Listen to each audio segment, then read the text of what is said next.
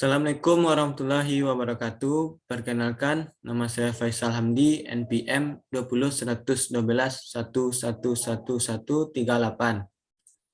Saya berasal dari Universitas Bung Hatta dengan jurusan Hukum, dan di sini saya akan mempresentasikan tugas Hukum Administrasi Negara 3A dengan dosen pengampu Dr. Sanijar Febri Haryati, RSH MH.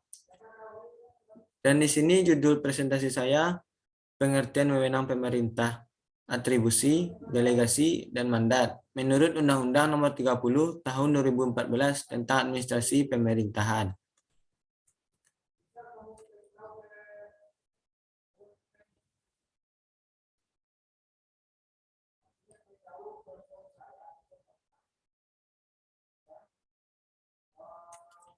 Pengertian wewenang.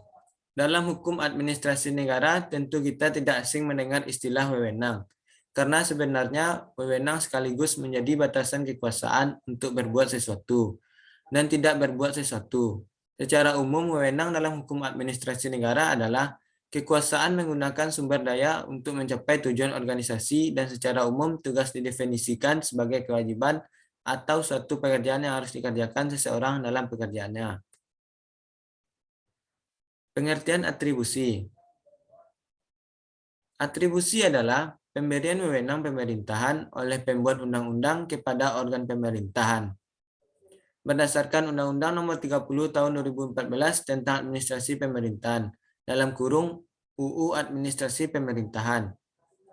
Atribusi adalah pemberian kewenangan kepada badan atau pejabat pemerintahan oleh Undang-Undang Dasar Negara Republik Indonesia tahun 1945 atau undang-undang. Atribusi juga bisa dikatakan sebagai bentuk kewenangan yang didasarkan atau diberikan oleh UUD atau undang-undang kepada suatu lembaga negara atau pemerintahan.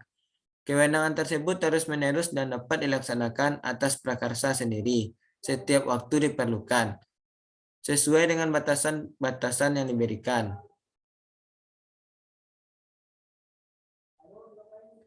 Pengertian delegasi. Delegasi adalah pelimpahan wewenang pemerintahan dari satu organ pemerintahan kepada organ pemerintahan lainnya.